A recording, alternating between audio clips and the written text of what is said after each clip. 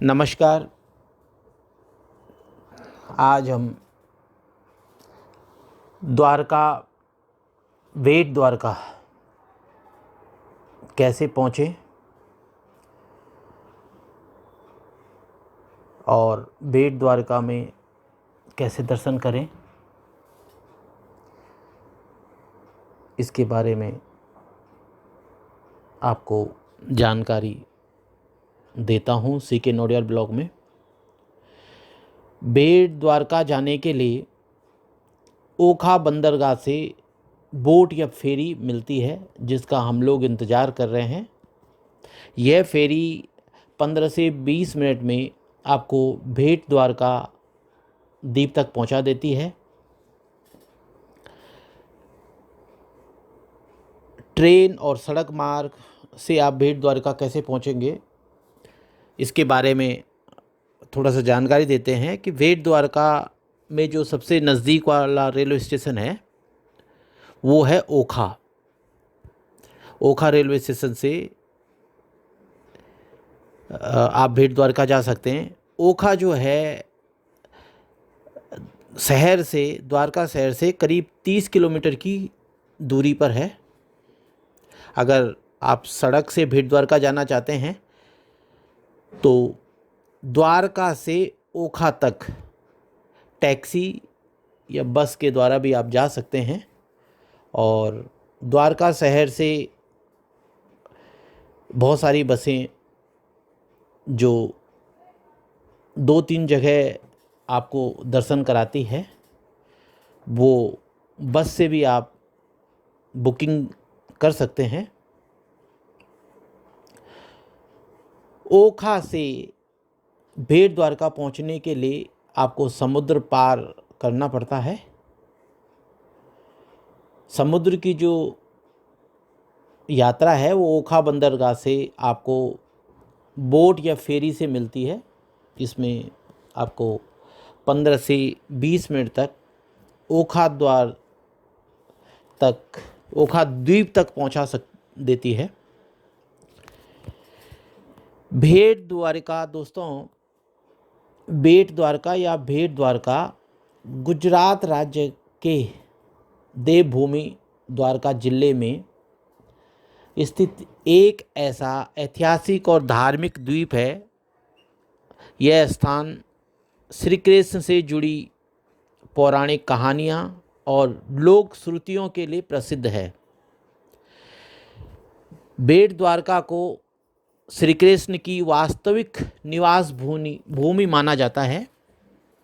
ऐसा कहा जाता है कि जब श्री कृष्ण मथुरा से समुद्र पार करके सौराष्ट्र क्षेत्र में आए तो उन्होंने समुद्र में द्वारका नगरी बसाई।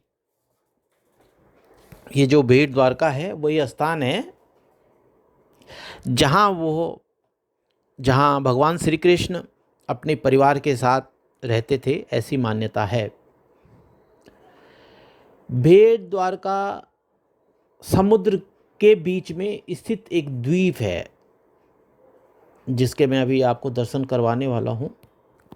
यह पहले भी मैंने बताया कि मेन शहर से जिसकी दूरी लगभग 30 किलोमीटर के करीब है।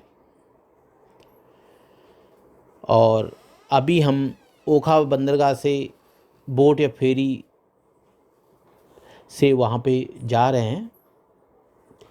यह जो द्वीप है यह बहुत ही प्रसिद्ध तीर्थ स्थान है। भगवान में आस्था रखने वाले जितने भी श्रद्धालु हैं वो प्रतिवर्ष यहाँ दर्शनों के लिए आते हैं। एक मान्यता के अनुसार बेट द्वारका के पास समुद्र के भीतर डूबी हुई प्राचीन द्वारका नगरी के अवशेष भी मिले हैं, जो कहते हैं कि श्री कृष्ण काल की प्रामाणिकता को और भी मजबूत करते हैं। और अभी जो ये समुद्र का सफ़र है ये हम फेरी से बेट द्वारका जा रहे हैं। इसका आनंद आप लें। आज सभी लोग सुदामा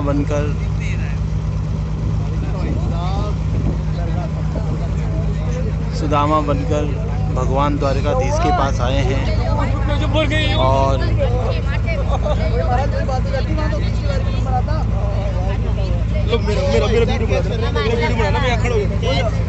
हे द्वारकाधीश, हमारी प्रार्थना है कि जैसे आपने उनको पार किया ऐसे हमें भी पार करें। 4 हमारे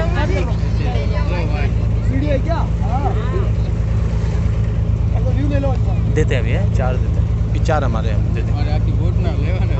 ना हम देंगे, कुछ उनसे ले लो।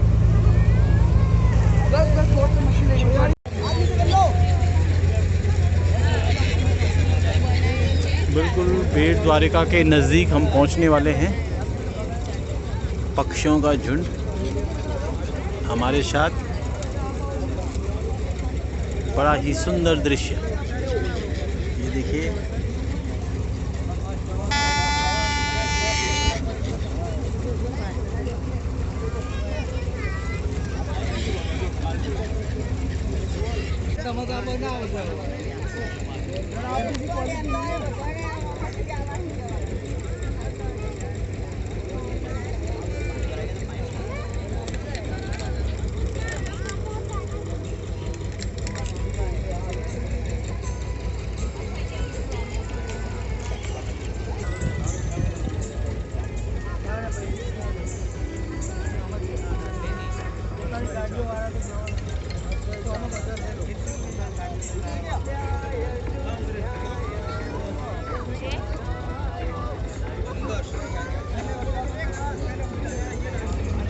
एक एक नाव करके यहाँ पर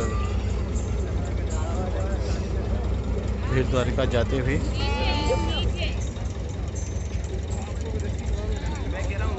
और जो दर्शनार्थी हैं जो दर्शन करके अपना वापस आ रहे हैं उधर से, उनको खाली नाव वापस अपने गंतव्य शिखर की तरफ ले जाते हुए।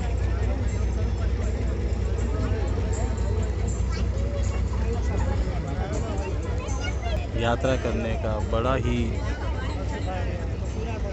अद्भुत मनोरम आनंद। इस यात्रा को जितनी ही कि भगवान द्वारकाधीश यहाँ पर अपने मित्र को मिलने आए,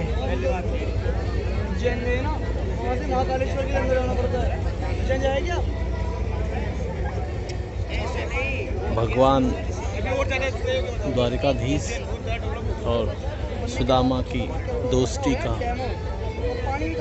एक अनूठा दोस्त प्रेम अपने आप में युगों युगों तक, और जब तक ये पृथ्वी रहेगी तब तक याद रहेगा। Thank you.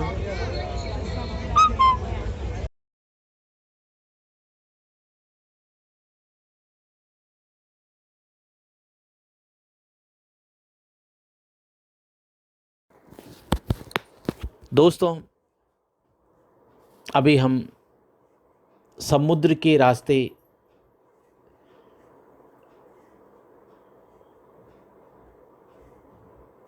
बोट से अपना जो 20 मिनट का समय है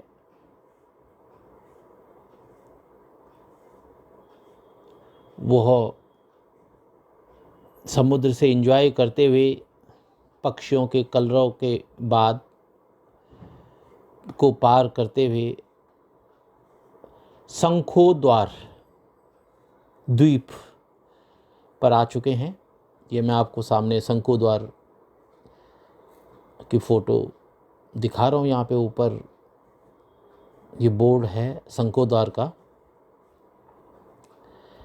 इस द्वीप को शंखोद्वार के नाम से जाना जाता है और यह वही स्थान है जहाँ सुदामा, जो श्री कृष्ण के बचपन के, भगवान श्री कृष्ण के बचपन के मित्र थे, वो यहाँ पर भगवान कृष्ण को मिलने आए और उन्हें भेंट दी थी। आप भेंट भी कह सकते हो और भेंट भी कह सकते हैं, दोनों शब्दों से जाना जाता है, इसलिए इसको भेंट द्वारका कहा जाता है। यानी जहाँ सुदामा जी ने भगवान कृष्ण को भेंट दी थी।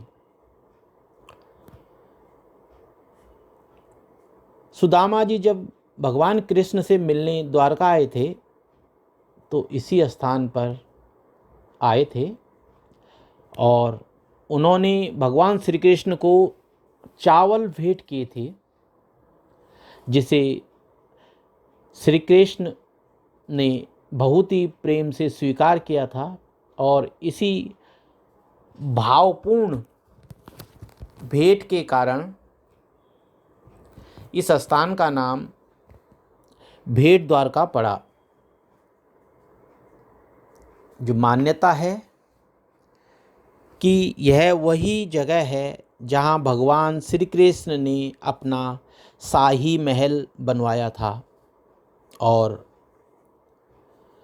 रुक्मिणी सत्यभामा, जो उनकी भगवान कृष्ण की रानियां थी, उनके साथ यहीं पे रहते थे। अब यहाँ पे जो भगवान श्री कृष्ण का जो घर है शंखो द्वार, तो यहाँ पर मैंने बताया है कि उनके निवास की मान्यता है और उनका शाही महल भी है। तो यहाँ पे जो मंदिर हैं, यहाँ पे महालक्ष्मी, महाकाली और माँ सरस्वती के मंदिर भी हैं, जो इस द्वीप को शक्तिपीठ जैसा धार्मिक रूप देते हैं। यहाँ पर देखने के लिए और आप जो है वहाँ पे श्री कृष्ण मंदिर तो है ही, जो उनका घर है भगवान श्री कृष्ण का, और इस मंदिर में जो है भगवान श्री कृष्ण के साथ माता रुक्मिणी और अन्य रानियों की मूर्तियाँ भी हैं। हनुमान मंदिर है यहाँ पर हनुमान जी के दर्शन होते हैं और मान्यता है कि यही स्थान है जहाँ हनुमान जी ने श्री भगवान श्री कृष्ण से भेंट की थी। वैष्णव मंदिर है, मंदिर जो है वैष्णव परंपरा का अनुसरण करता है और यहाँ के पुजारी द्वारकाधीश की विशेष पूजा करते हैं। भेंट द्वारका में शक्ति की उपासना का भी विशेष महत्व है। इसके बारे में कुछ मैं रोचक बातें आपको बताता हूँ। मान्यता है कि भेंट द्वारका पर दर्शन करने से जीवन के पाप कट जाते हैं और मोक्ष की प्राप्ति होती है। कई पौराणिक मान्यताओं और खोजों के अनुसार समुद्र के भीतर प्राचीन द्वारका नगरी के खंडर पाए गए हैं, जिससे भगवान श्री कृष्ण की ऐतिहासिकता का बल मिलता है। सुदामा की भेंट जो पोहे वो लाए थे और भगवान श्री कृष्ण को अपनों तक इस स्थान को करुणा और मित्रता का प्रतीक बनाते हैं। इसका वर्णन स्कंद पुराण, विष्णु पुराण और भागवत पुराण में इस स्थान का विशेष उल्लेख है। लास्ट में यहाँ अगर आपको यहाँ की यात्रा करनी है तो अक्टूबर से मार्च का समय सबसे उपयुक्त है, क्योंकि मौसम यहाँ पे बहुत सुहाना होता है। जन्माष्टमी और दीपावली जैसे त्योहारों के दौरान यहाँ बहुत श्रद्धालु आते हैं, तो आप भी ज़रूर इस स्थान पे आके दर्शन करें।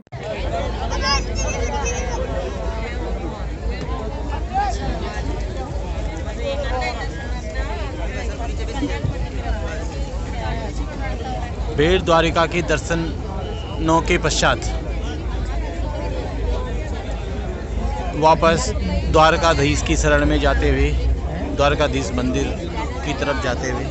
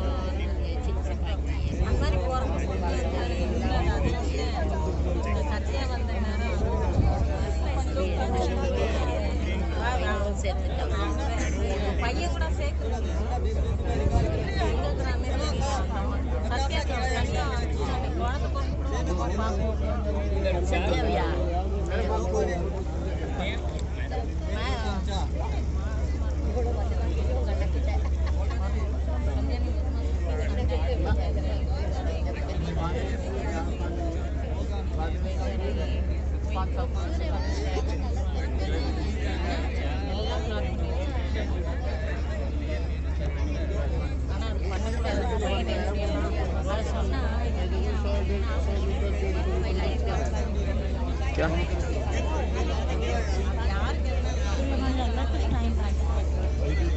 के लिए बनी जाती है।